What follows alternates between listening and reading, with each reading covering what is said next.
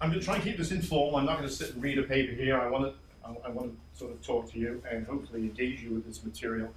My suspicion is you come from all sorts of different backgrounds, disciplinary, professional, and the like, so I'm going to try and keep this conversation topical as opposed to academic and theoretical, although I do want to finish off with a few sort of theoretical musings about the significance and the sort of immense cultural, global significance of the Olympic Games, and sort of at least touch on, in one little way, which to me, why the Olympic Games are such a phenomenally powerful global phenomenon.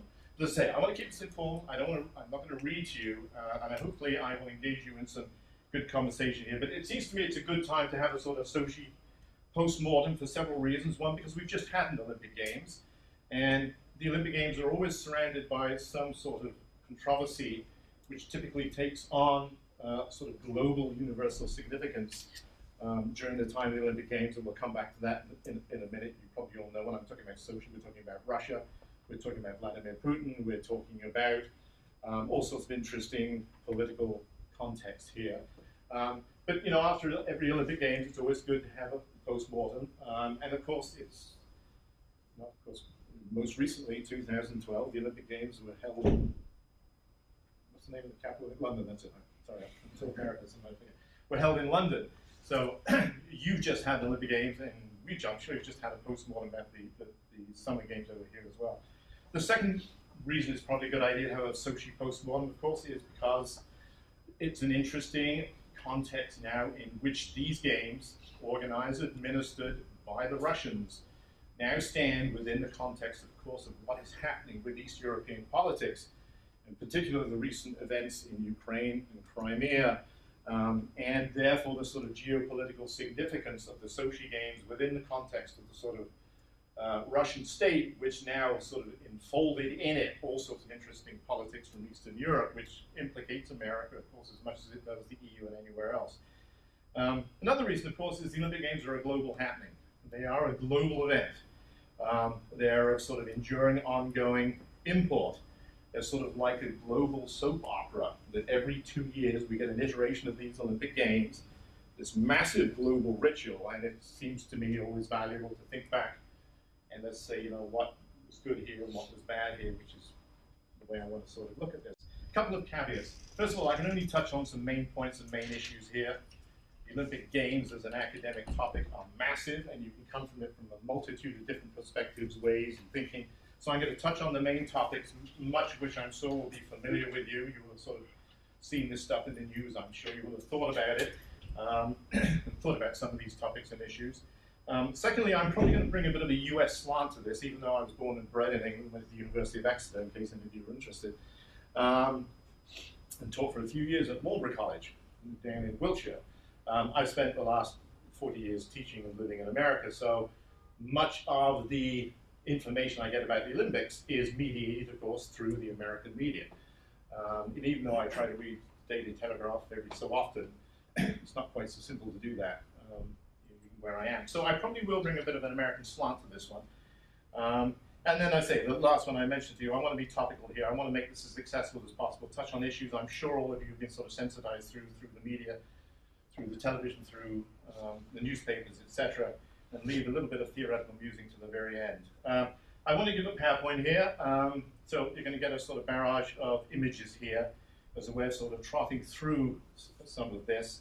And so it's topical, but peppered with a little bit of history.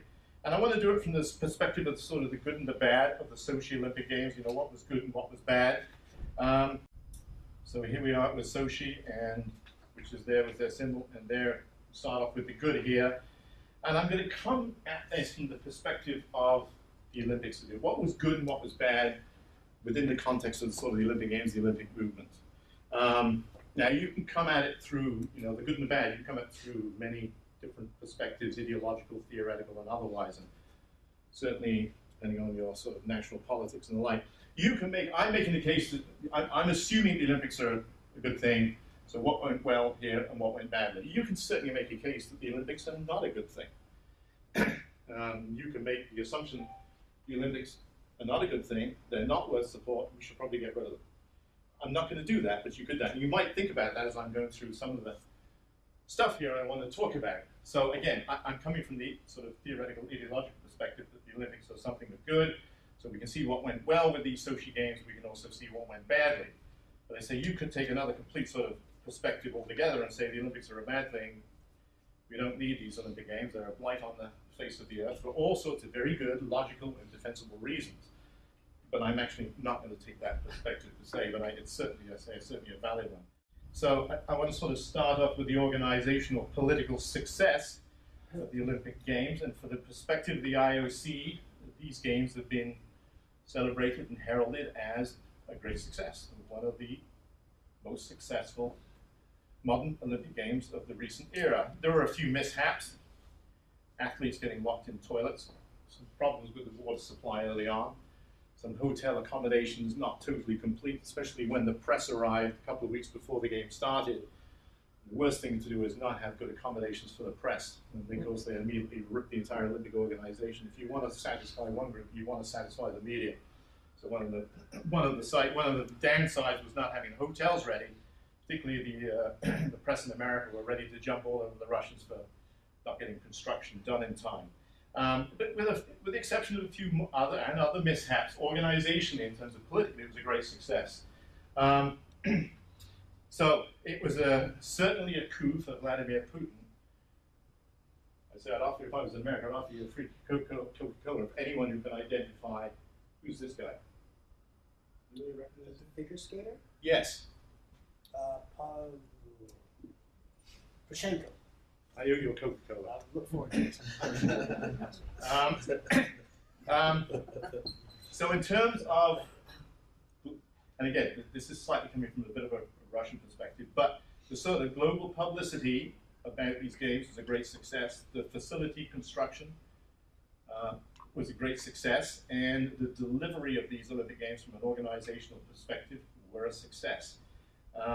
And certainly Russia and its relationships with the IOC was successful, such that these Sochi Games allowed both the Olympic organization as well as Putin in particular to achieve what these games set out to achieve, which was to enhance the global image of the Olympic movement and, in the consequence, of course, of Russia, to enhance the tourist industry in Sochi, to enhance the winter sports industry in Sochi, and to invigorate the economic circumstance of Sochi, Russia. So from that perspective, great success. It was also a great success for this guy. Anybody know who he is? Yeah, it's written there, isn't it? What am I saying? So if any of you didn't get that, sorry. No Coca-Cola for that one. Yeah, Thomas Bach, and this is the new president of the International Olympic Committee. So this was his first Olympic Games. He took over the reins just a few years ago, and going through his first Olympics, he sort of in private was very concerned about these Olympic Games, especially since he felt at least his inaugural Olympic Games and his image and status in the world was very much at stake here. So from this guy's perspective, he could breathe a huge sigh of relief after these games. And again, he also has iterated subsequent to these games that both the organization and the celebration of these games was sort of dignified and appropriate as far as the Olympics was concerned. And he chalks this on a great success, and it's certainly true from his perspective, this was successful. There was some interesting new sports added, one in particular, a couple in particular which were very well received in America. One was women's ski jumping, which has been trying to get into the Olympic program for a few years, and it finally went into the Olympic Games this year. There was a 18-year-old Minnesotan called Hendrickson, who everyone was hoping in America was going to win a medal. She didn't. In fact, she didn't finish in the top 10, I don't think, so there wasn't as much publicity, but it was going to the sport as I think the United States Olympic Committee was hoping, because it's been a long, hard political slog to get the women's ski jumping into the Olympic program, and it's in there. And then, of course, the other additions, here's a couple other, here you got the ski half pipe, and here you have both the ski and the snowboard slope style. I don't think any of you do slope style or half pipe.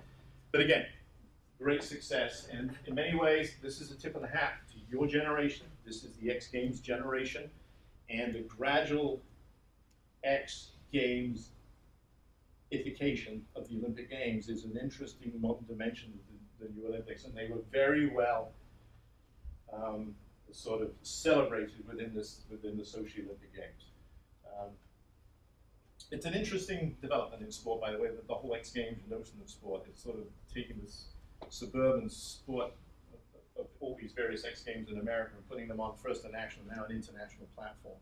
And again, the X Games again are more and more internationalized, which is a good thing as far as the Olympic organization is concerned. And of course, as there always is, there's always a wonderful group of athletes that sort of pop up, which makes sort of capture our world attention in one way or another. This is Michaela Schifrin, the downhill skier, American, of course, which captured the American imagination, as you can imagine. Bodie Miller was a flop, and Michaela Schifrin was not. So she's sort of become the darling of the American press out of these Sochi Olympic Games. This athlete you probably all recognize. Here's another Coca-Cola going, which you're not going to get, but anyone know who it is? 16-year-old. Yes. Lipnitskaya is her name, who captured the hearts of the Russians in particular. And she captured the hearts of the Americans, actually, because whoever wins the women's ice skating, and she's actually in the team of that. It's like Queen Yuna, who captured everyone's sort of global imagination. The sort of quintessential queen of the Winter Olympic Games here. And she's young, she's 16-year-old, she meets all of the appropriate imagery for great women figure skaters, and it's also true with great women gymnasts. There's an interesting gendered aspect to all this, and I won't get into right here, but very much a model of traditional gendered athleticism. And figure skating and gymnastics does this in both interesting and really quite dangerous ways. But that's another story, and you probably all know who this guy is. There's another coach. Yes, Bjorn Dahlen, the great Norwegian biathlete who is iconicized in Norway in ways that we can't imagine. You know, in America, it's football players, baseball players, basketball players, the odd tennis player, and a few other. But the idea of sort of turning into a national hero, a national icon, a biathlete is something that doesn't compute with the American imagination. But this guy, of course, and everyone says, and I hope this is not another Lance Armstrong. This guy did this the right way. He did it totally clean. You know, Lance Armstrong. Sorry, Paul, I didn't necessarily mean to bring that up here today, but the great American cyclist who sort of betrayed American public trust in ways that really hurt Americans and American sport. Everyone said this guy did it the right way, the greatest decorated Olympian in winter sports history, who apparently did it right. Well, we've come a long way, of course, when you look at these images, come a long way from that. Imagine Egglesires of Great Britain, it's 1908 London Olympics figure skating. I mean, look at this as an image of femininity compared to what we're now seeing with Lipnitskaya and Gracie Gold and some of these other of the great skiers. And here's another one, by the way, the bobsled. I think you might be interested to look at these old bobsled. This looked like the bobsled with rickety old crates that I used to get on when I was growing up in Bristol, outside Bristol, in a little village called Long Ashton. I had bobsleds a bit like this, but this was the original 1924 Chamonix Games, the first Olympic Games. This is what the bobsleds look like, and deaths were not uncommon, and they're still not totally uncommon even in this day, given the advanced technology that we have. And here's another interesting image. This was the original Canadian ice hockey team that won the 1924 Chamonix Olympic Games. A bit different from the Canadian team that won the Sochi Olympic Games. You know, there's only a handful of them, now there's 20 of them. And this is partly the good news for the Sochi Olympic Games. The NFL players were all there. There's a real question in Pyeongchang, the next Olympic Games, when are the NFL players, whether they'll be there or not. And this requires negotiations with the NFL, of course, as well as the International Olympic Committee, whether they will be, but at least in terms of the American audience, or the North American audience, America, Canada, having the NFL players at the Winter Olympic Games is one of the hallmarks of the sort of success of the Games. If you want a television audience, you need these guys there.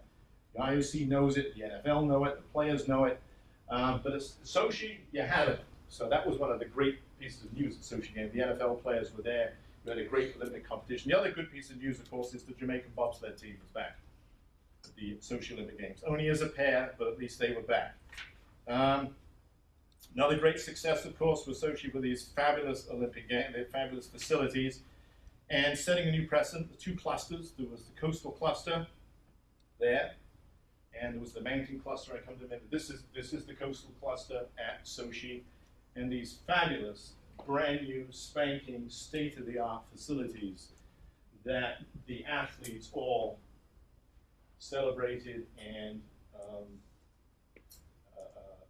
sort of praised as being absolutely magnificent. And you can see this is the Fish Center Stadium, the main stadium, which was $680 million to build. This is the Bolshoi. Oh, I forgot. Technology. This is the Bolshoi ice dome. It was designed to look like a icicle, an ice drop. And many people saw this also looks like a Fabergé egg. But the designer was thinking of a sort of frozen water droplet when he actually designed it. And I mentioned the Fish Center, which is $800 million, excuse me, 40,000 seat capacity, and it has the sort of snow peak look to it, which was again intentional.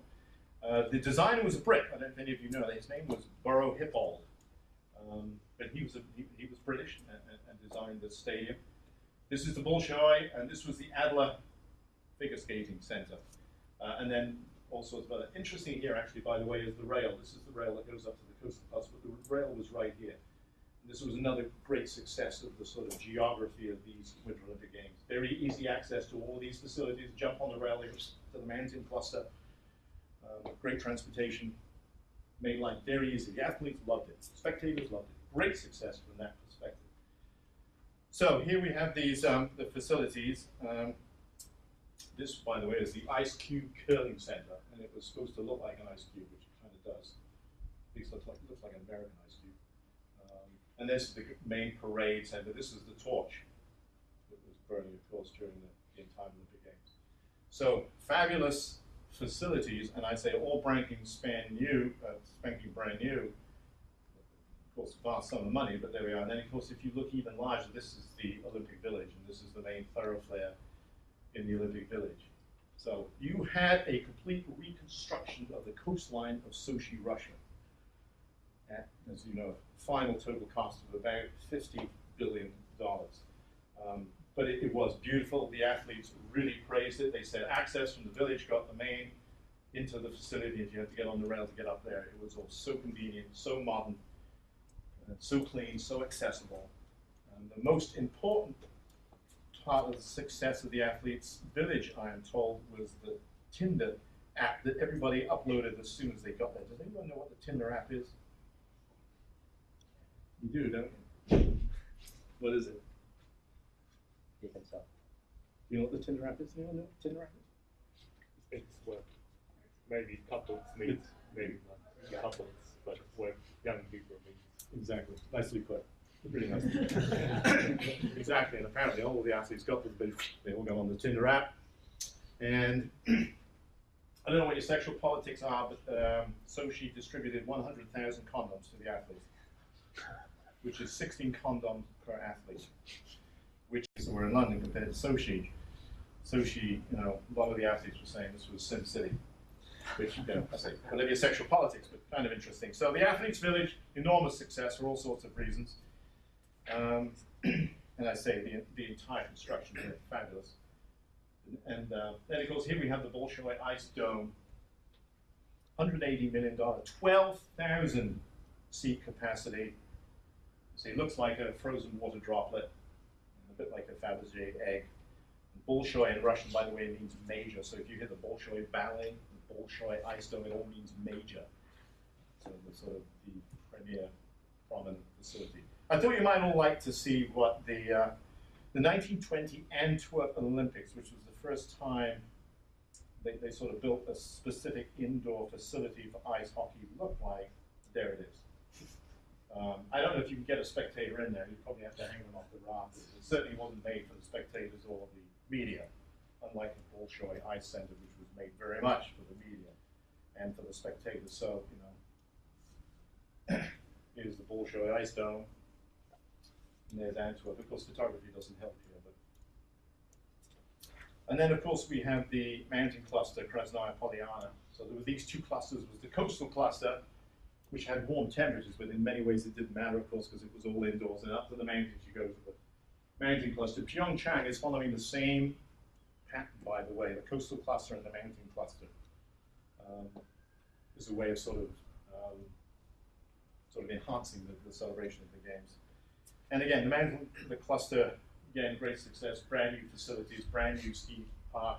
This was just the Rusky Gorky ski jumping center that I'd show you as an image. And then, of course, we have the fabulous transportation telecommunication systems. These are, again, good successes. The most up-to-date communication technology possible. They use dirigibles and helicopters for the television images. I don't know how many of you watched the Olympic Games, but in America I was glued to it the whole time. And I must admit, the television images we had in America were spectacular. There's no question the use of dirigibles and helicopters really enhanced the feeling of being right there in the Olympic events. It was the first fiber-enabled Olympic Games, which is to do with the volume of images and volume of trafficking, telecommunication trafficking, which allowed the sort of facility from place to place, sport to sport, time to time, facility to facility. And it was in super high vision format, which again was supposed to, did enhance the television image. And then of course you had, this is the train that ran from Sochi, in the coastal cluster, up to Polyana in the mountains. It was just a 45-minute spin up in this, which they were going up and down the whole time, literally from one cluster center to one cluster center to the other. And again, athletes, spectators, administrators, officials, they all said it was very, very efficient and very easy to take part in it. Just here, 220 miles of roads and bridges were built, 700 sports grounds were made, and there was, of course, an entire overhaul and renovation of the power grid, the airport, the sewer system in Sochi up in Polyana, which, again, it was great benefit to some, less benefit to others who did not necessarily, really feel the advantages of this technological upgrade to these two particular sites. And here's another great success. The opening ceremonies were heralded as a success. The New York Times gave them a cosmic gold star, nice language, cosmic gold star for the Sochi Olympic Games, and also called them an appropriate fanfare for a reinvented Russia. It's a nice, interesting phrase. An appropriate fanfare for a reinvented Russia. That, of course, is the German team. I only picked it because, as my wife knows, I'm colorblind. I'm not totally colorblind, but I'm red-green colorblind, which means I don't see shades very well of reds and greens. So when you put on yellows and blues, it really jumps out at me, and I love it. So I just thought you'd like to see the German team. But again, it was a great point of interest in America, all these uniforms, and who designed them. In America, of course, it was a great matter of interest to the American public who designed the American uniforms. Anyone know who designed the American uniforms? Ralph Lauren. Yeah, you're going to get a lot of Coca-Cola. Indeed it was, Ralph Lauren. Well, his original name was Ralph Lipschitz. Again, important. And as Thomas Bach said, it was a nice balance between pomp and ceremony and celebration, between the formal and the informal.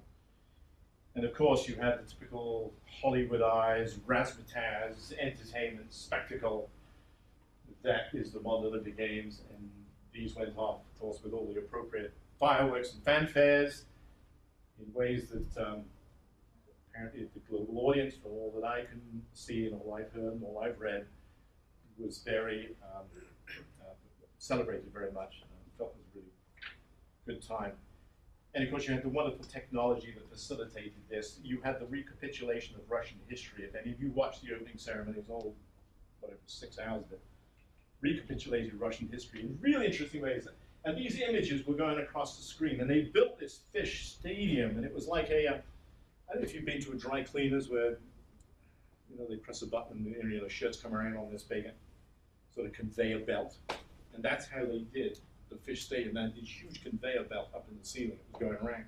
So all these images and all these sort of stories were hung on these huge hooks, and it was down on these huge chains, and it just sort of went around, and then they changed around the back and around would come another.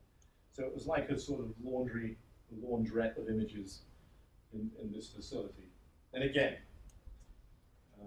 so they had it's a sort of pulley system, and they had this wonderful floor projection, something like 50 projectors up in the ceiling, was projecting images down onto the floor. So you not only had these sort of these engineered mechanisms going across, you also had these images down on the floor to complement it, all of which made for an appropriate Hollywood spectacular in terms of entertainment, visual technology.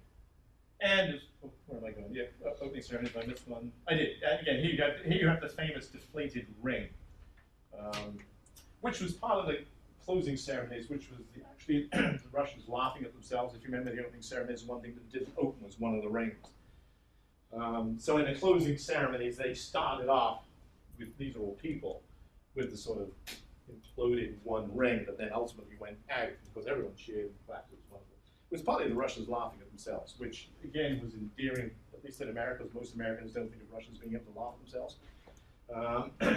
And so this was the Russians sort of laughing at themselves in really a sort of interesting, stereotypical, endearing way. And the closing ceremonies had this wonderful celebration of particularly the Russian arts. And I thought I should, before I did this, if I would, if I was to ask you, well, we just had the London Games, but I asked my students in America, if you were to pinpoint the personalities you would want to put in the opening ceremonies to somehow recapitulate the history of America, who would you put? So when I asked my students that, they'd all say Abraham Lincoln, George Washington, Walt Disney. They would sort of come up. Michael Jackson. One of my students says Miles Davis, who was a great jazz musician in America. Which I thought was an interesting sort of way of thinking about it. Of course, what the Russians did, they didn't put so many of the sort of traditional popular artists. They didn't really put politicians much up there, or great military heroes, which is what my American students sort of pinpointed. Instead of which they had this sort of what they call a low-key art house, in which they fanfared the Russian artists of the time. So you had Chekhov, Rachmaninoff, Gogol, Horowitz, Chagall, Tolstoy. All of these personalities were this celebration of Russian art history.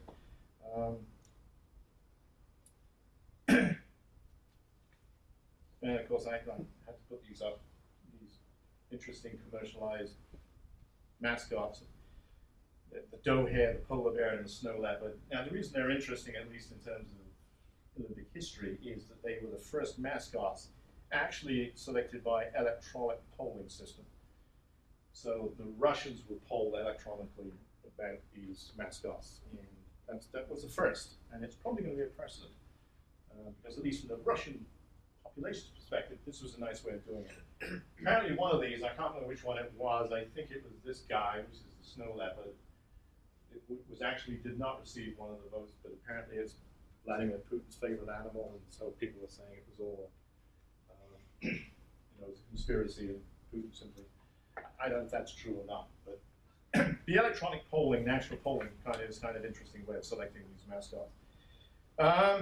Other good news, of course, the threats that never emerged, and of course the biggest fear from the Olympic perspective was the potential for very serious terrorism, particularly from the Islamic resurgence within Chechnya and the local region.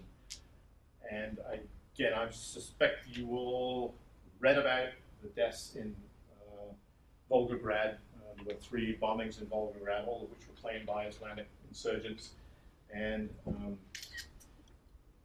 Doku Umarov is the sort of, actually nobody knows whether Doku Umarov is still alive, but he's sort of the Osama bin Laden of Russia in terms of Islamic insurgency. And he sort of said the Olympic Games, in effect, were satanic dances on the bones of our ancestors, and promised to cause serious damage to the Olympic Games.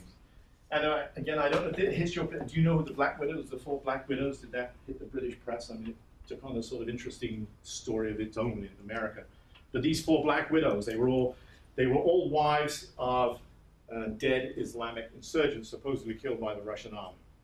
And so these 4 women promised to deliver a serious package of terrorism to these Olympic Games, of which would be of a chemical sort. And they actually, one of them apparently broke through the supposed steel curtain of security that the Russians had put in place, and was found actually in downtown Sochi, that she'd broken through. So at least in America, there was this very strong threat of very serious terrorism aimed directly at the Sochi Olympic Games. And as a result, security was really heightened. And again, none of this happened. There was also fear of lone wolf terrorism, organized crime, cyber attacks. and violent protests of all various sorts. But the sort of Chechnyan Islamic urgency, the greater sphere, never materialized, despite people's great fears. The sort of Circassian nationalist movement. Now, again, I don't know if any of you know this, but ironically, these 2014 Sochi Olympic Games were held directly on the 150th year anniversary of the Circassian moment when they were forced to, their forced removal from the Black Sea area by Tsar Alexander II, viewed today by many as the first of the sort of modern European genocides. It just so happened these Olympics fell on this 150-year celebration. And there was fear of Circassian nationalist protests at the Games, again, which did not materialize. And Krasnaya Polyana, anybody here speak Russian? And you know what Krasnaya Polyana means? Which was the name of the mountain cluster. It means red meadow. And the red meadow, of course, was the name given that area because it was the site of graves of thousands of Circassians apparently assassinated, annihilated by the Russian army under Tsar Alexander II. So it's the mass grave. So here we have the Olympic coastal cluster being celebrated on the mass grave of the Circassians. But again, never materialized. So, oh yeah, that's one interesting American cartoon.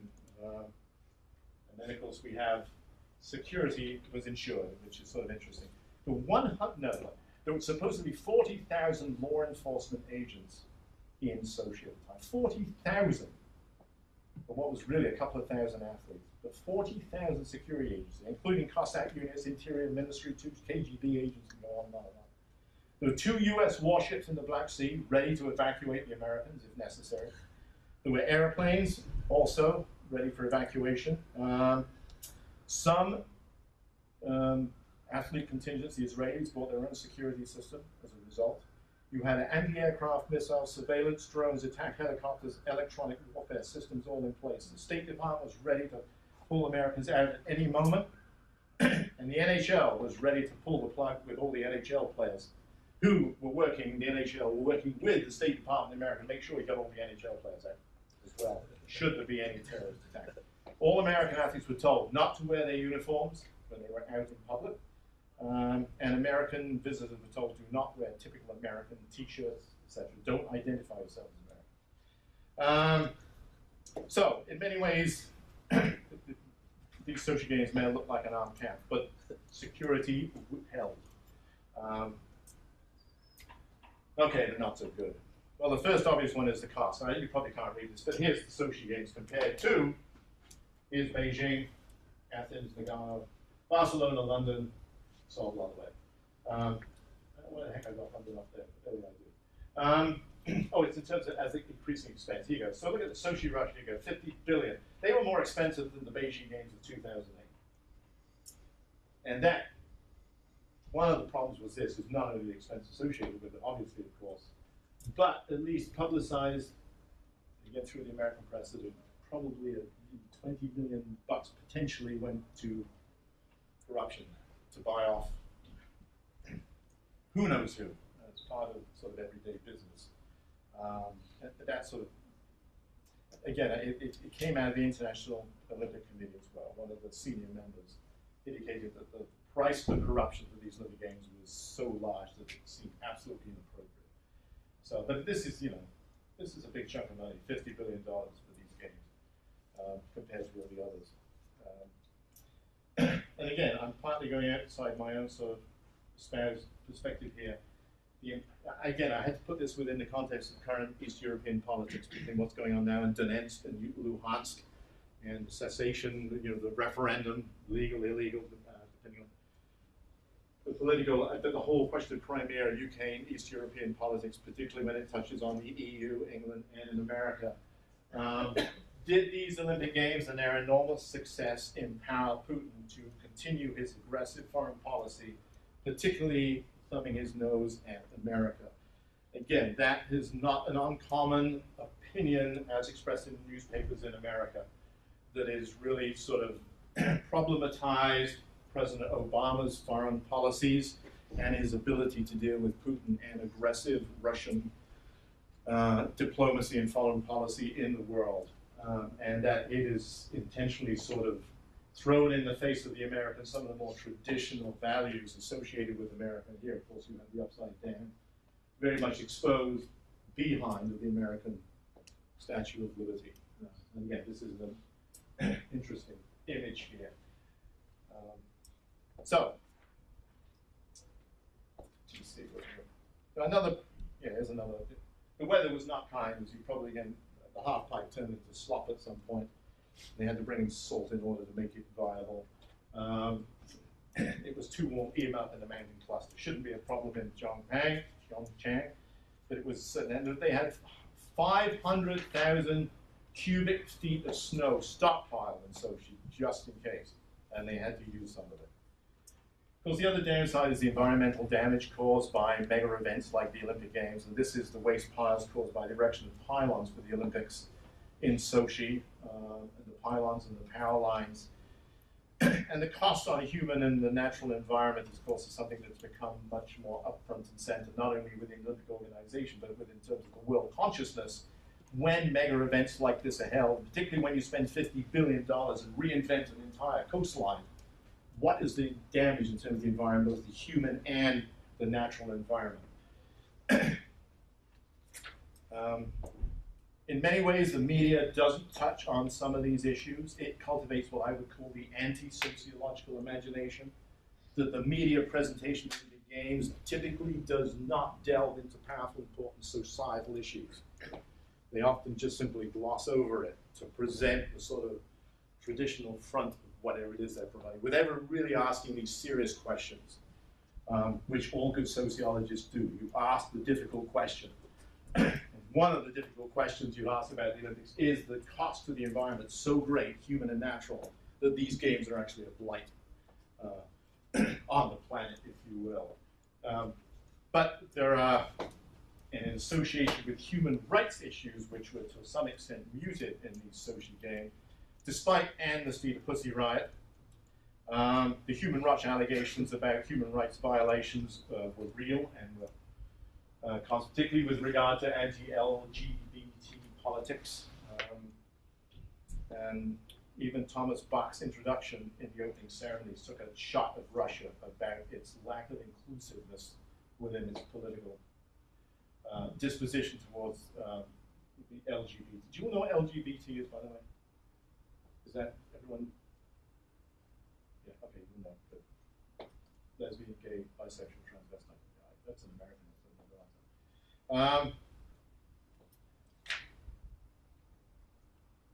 We need a John Carlos moment, Billie Jean King said, who was one of the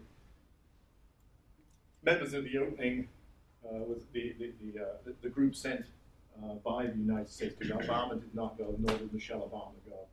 But Obama sent delegates, all of the opening delegation of the United States, to the opening ceremony of the Sochi Games. Had several gay athletes, one of whom was with Was he the... Yeah, he was. What's this? Yes, the Black Power salute in 1968. When Tommy Smith, who won the gold medal, John Carlos stood on the podium with the Black Power salute. So she was looking for a moment like this with regard to the LGBT movement. We didn't get it, and she was disappointed we didn't get it. And then, of course, the displacement of residents and the increase in homelessness. This is a real fear in Rio, with favelas in particular, the destruction of local communities and the increase in homelessness as a result of the sort of gentrification of any particular city as a result of having the Olympic Games. This, of course, this is what, again, in reference to when the athlete was locked in the toilet and had to bust open the door, an American athlete had to break open the door, get out. And these twin toilets became a symbol of the sort of waste, the sort of financial waste. The $50 billion spent in Sochi took on this sort of interesting little life of its own, and of course, an interesting study, anyone here who's interested in good study, is how these Olympic rings have been used to reify particular issues at any time during the Olympic Games. These 5 rings, you can find thousands of these images of these rings that have been used to sort of identify particular issues. This is just one good example. These rings will always signify these 2 toilets in the waste of Sochi. Maybe it's a study I'll do sometime myself and think about it. And of course, the surveillance issues. I mean, the mayor of Sochi happened to say at some point, we've got surveillance cameras in showers just to make sure that blah, blah, blah. So this took on a life of its own. within the sort of cartoon. And this one really touched an interesting heartstring in America. I don't know if it did in England or in Europe, but in America it did. I don't know if that hit the press in the way it did in America.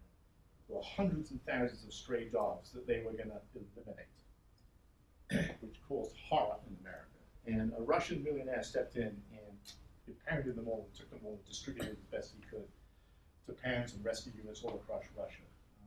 But again, these images flooded the American press at the time.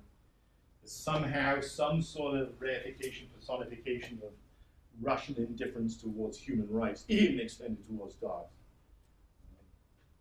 So, Did the athlete manage to bring them home? Because there was one in particular, it was a skier from the States, wasn't he? He was taking home 2 dogs. yes, that's right. Did he get to take them He home? got to take them home. Yeah, and whoever this guy was who facilitated made sure that was the case. Now, again, interesting that this is part of the soap opera, the ongoing soap opera of the Olympic Games. You know, this issue of dogs took on a much larger perspective in America in many ways than the LGBT issues did. Sort of fascinating. I'll get back to you on these questions. Okay, the cost, the precedent, $50 billion. You got a lot of cities looking at these Olympic Games now and say, whoa, wait a minute, hold it. These costs are getting out of control. As a result, Stockholm was pulled out. The politicians of Stockholm said, no, we're not going to, they were thinking of going for the 2022 Olympic Games and pulled out. Munich referendum said no, San Moritz referendum said no. So this precedent-setting $50 billion is worrying the International Olympic Committee. And the bidding process is getting out of hand in terms of expenditures as well, which the Sochi Olympic Committee did. And the sort of political engineering it requires, Putin himself turned up to sort of try and ensure that Sochi got it, which they did, of course. So future hosts, and the IOC is looking to really cheapen the production of these Olympic Games. The 2022 bids, by the way, just a point of information, that are still on the books, 2022 Winter Olympic Games, Krakow, Poland, Oslo, Norway, Almaty, Kazakhstan, Lviv, Ukraine, which is interesting, and Beijing, China. Those are the cities currently on the list for the next Winter Olympic Games. So you've got Krakow, Oslo, Almaty, Lviv, and Beijing. Public expenditure, private gain, become increasingly a concern with the entire Olympic thing. The use of public money to build facilities which benefit private enterprises. And that was a concern. We're spending $50 billion of public money in Sochi. A lot of that was public money, not all of it. And who is actually gaining from this? You know, private corporations, etc., international corporations, etc., etc. It's always a significant concern. Legacy issues, of course, you all know what the legacy issues are. Think about what are we going to do with all these facilities? We spent $50 billion or $800 million to build a fish center. Now what are we going to do with it? Images of Sarajevo, of course, flood the papers, and images of Beijing and other images in Athens, where these beautiful Olympic facilities have a very short lifespan. Then they turn into white elephants. Barcelona was the prime example of a city that really did have a legacy policy in place. From what I can see and what I've read, London has done a very good job in terms of legacy. The question is, and the jury's still out on how this will happen in Russia. Apparently Formula One is coming into the Fish Center, and the Russian soccer team is going to come in there, and some of the World Cup, when it goes to Russia, is also going to be held in there. And the Bolshoi Ice Dome is going to turn into a concert hall, entertainment. So presumably U2, Michael Jackson, no, Michael Jackson's dead, he's not going to appear there. But again, the jury's still out here to see how well these $50 billion worth of facilities, both on the coast and the mountain cluster, are actually going to be a success. Then there's the environmental costs, the human and natural environmental costs that have been a significant concern with the increasingly expense and geographical reconstruction of an area to host the Olympic Games. Then there's, of course, the question of performance-enhancing drugs. Salt Lake City, 7 athletes convicted on the basis of performance-enhancing drugs. Turin 1, Vancouver 1, Sochi 7. So Sochi's on the not-so-good side of the performance-enhancing drugs. Athens had 33, Beijing 18, London 15. Just for your education. So that's kind of a major issue, balance sheet. The thing that sort of fascinates me most about the Olympic Games and why they're such, this is a bit of my theoretical musings, they are a global ritual par excellence. Half of the world's population tune into these Olympic Games, particularly the Summer Games, at some point or other. And if you think about that, you think of the enormous global power of the Olympic Games, ideological, political, marketing power, when you've got half the world's population watching this global ritual, this global rite. And the image construction that it facilitates, the image of Russia these games facilitate, like the image of England at the London Games, when you can actually present this imagery to half of the world's population. There's no other global ritual that has this power. I ask my students and my colleagues everywhere there, you name another global ritual that has the power and the consistent Olympic Games. What other event attracts a worldwide audience? Now, occasionally some political event, occasionally some catastrophic moment, tsunami, and I don't mean to be belittling any of this. Michael Jackson dies, John Lennon assassinated. But every 2 years we get this global ritual, this global rite, this global celebration, which we sort of glom onto in our billions across the world. It's what I call it, feeling it to be a sort of, it operates as a sort of global camera. It gives you a snapshot of the world at this particular moment. And it's interesting the snapshots that I have when I look back on my own Olympic thinking. I mean, I don't look back as far as 1908 when the games were held in London back then, but that was a moment when the United States and the UK were at the height of their sort of imperial tensions. And that that was reflected in the 1908 Olympic Games in London. 1936, games were held in Berlin. I'm sure you've got a snapshot there, click, of the world at that moment. I go to 1980. Where's your snapshot there? I know what mine is. Anyone got a snapshot of 1980? What was the most significant moment in the 1980 Lake Placid Games? This is one of those iconic moments in American contemporary history. Semi-finals, ice hockey, USA, USSR. Then, for the first time in history of the planet Earth, I think, America beat the Russians in ice hockey, went on to the final to win. But it was the personification, it was the reification of the tensions between USSR, the Cold War, and the United States in that era. 2008 Beijing, the emergence of China as a global world power, and the way that was sort of, again, celebrated, announced, ceremonialized within the opening ceremonies of these Beijing Olympic Games. And now here we have Sochi, Russia. Here's another snapshot. The re-emergence of Russia on a global political scale. Islamic fundamentalism, Islamic terrorism, potential there, and then the whole issue of security on any sort of public event now that we're all susceptible to. We're a very vulnerable culture right now, personified in many ways in this massive security operation in Sochi.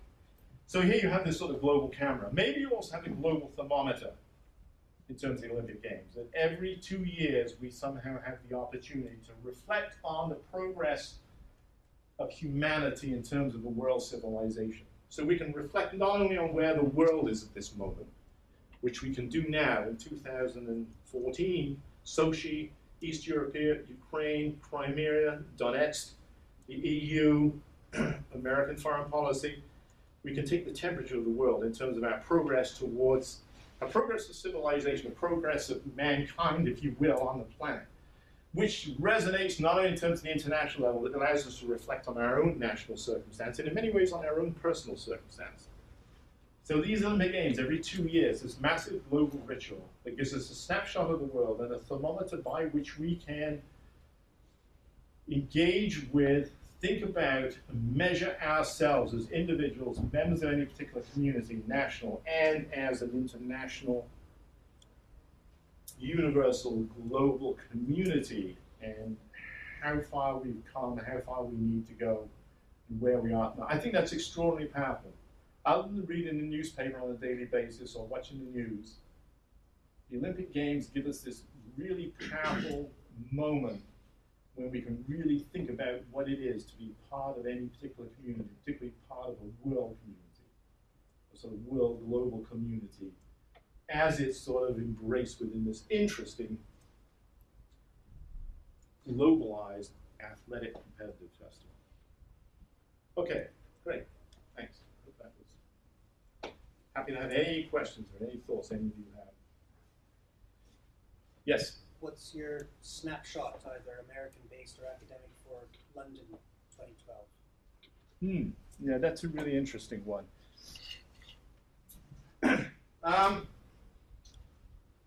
From the American perspective, I think it was viewed as not dissimilar to Sochi in many ways, but it was viewed as, I want to say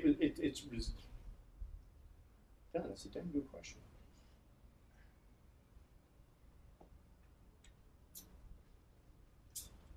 I mean, it was seen as a really interesting celebration of British history and heritage and legacy.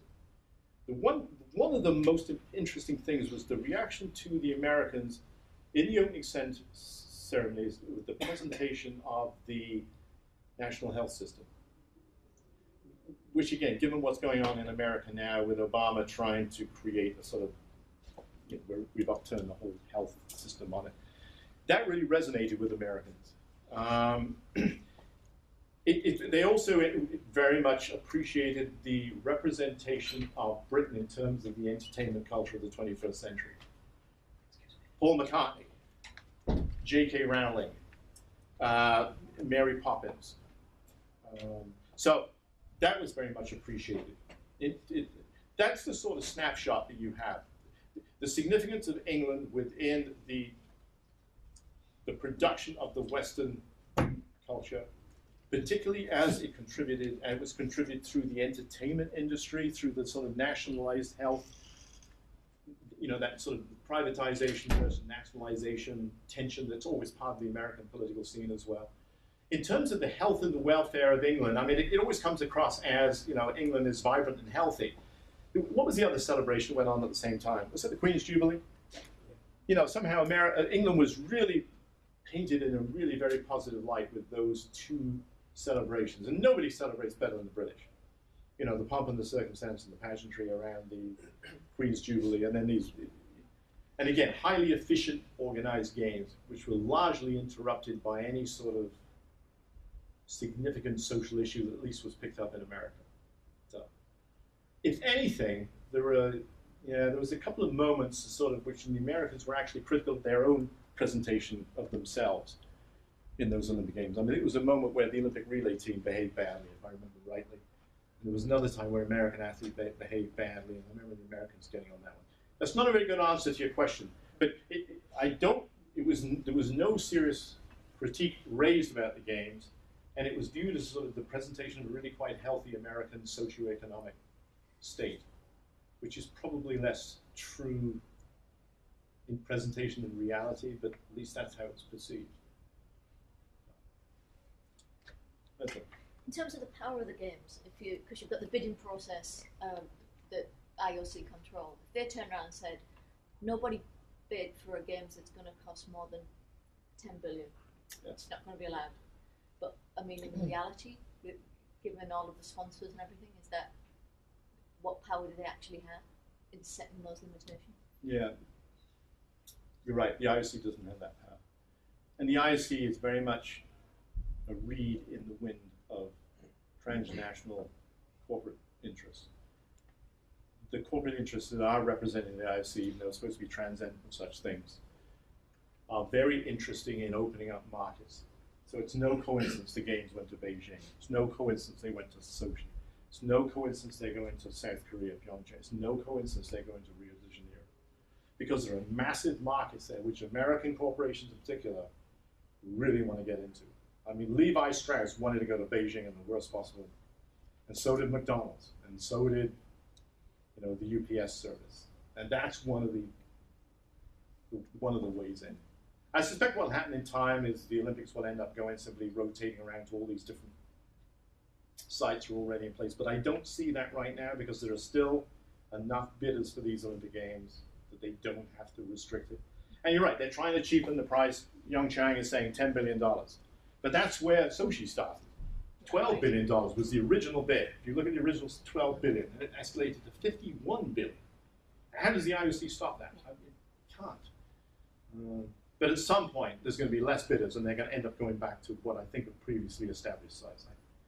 That's my little crystal ball. We might be able to have an interesting discussion in the next hour about some of that, because there were some people in this room who found themselves in Lausanne, in the House of Sport, listening to several chief executives from international federations and other companies who were heading some of the bids. So if I was sitting here 12 months ago, I would have been putting a bet on Istanbul. Yeah. However, there were a few rumblings within the country, and that sidelined them. The next Winter Games, the decision is going to be Oslo. Yeah. So put your money on it now if you want to gain a few quid. That's what someone asked me. When my money's on Oslo as well. Yeah. Assuming the Norwegians, there's no referendum that stops it. Yeah, that's a possibility. So it'd be interesting to have a discussion with you in and around the kind of things that we've been party to, and hearing, directly from those who are in there listening to the IOC and feeding off the IOC, as well as from that kind of media lens, which is a filter, but it's also an interesting way of how all of this is portrayed. Yeah, no.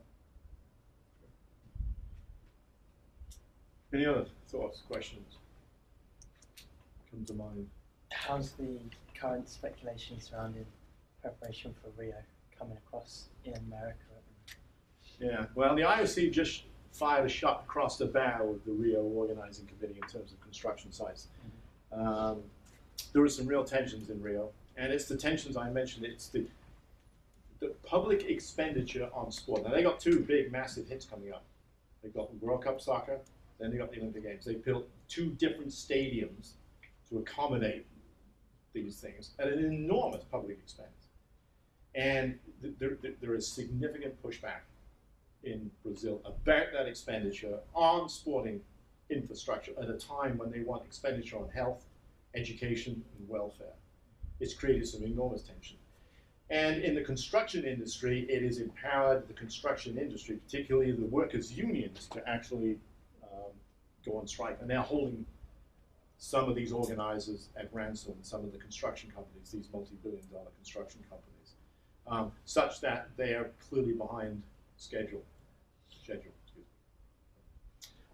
Clearly behind schedule with the construction of these Rio facilities.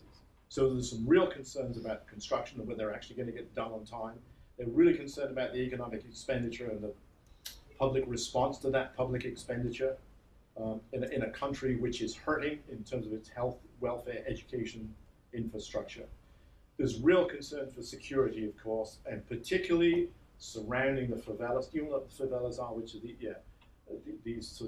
these really interesting little localized communities that are packed into these interesting little villages, some of which are in terms of public tension and unrest and potential protest against the Olympic movement. So the jury is really out on these Rio Games. There's some real concerns being generated here for very practical reasons, some really interesting political reasons to do with, again, public expenditure of money. You're going to spend billions and billions and billions and billions of dollars on the World Cup and the Olympic Games in a country where the health industry is seriously in need, or the education is in serious need of attention.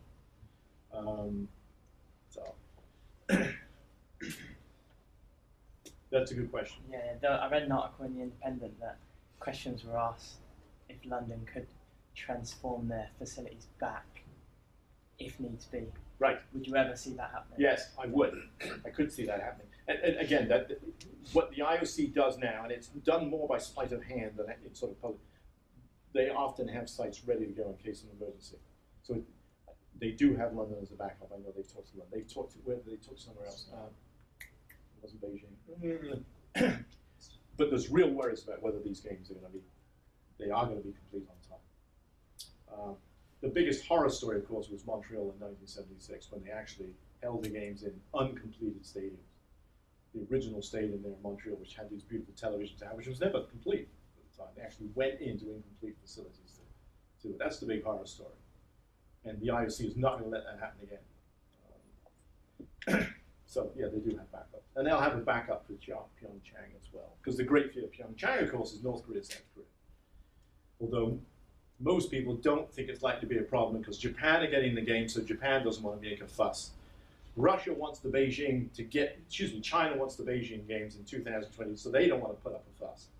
So there's sort of some interesting geopolitical checks in the East in order to make sure that Pyeongchang somehow comes through unscathed. So the last thing they need is Kim Un-young, is it? In Korea, creating problems.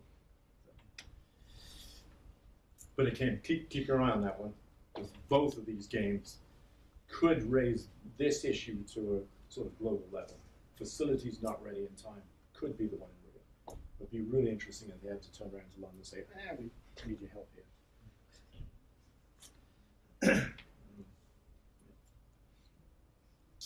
And again, Rio got to reconstruct an entire coastline according to their. Oh, I do have Rio. Yeah, this is all brand new construction, right, Rio. It's not actually a great clear image, but the expense of this, again, they were talking originally $15 billion. That's the World Cup one. There's the construction problems. There's one of the other sides, and that raises all these environmental concerns as well, which is also hitting the streets of Sochi, and some real public unrest about. I forgot what this one is. Yeah, the poison profits. Yeah.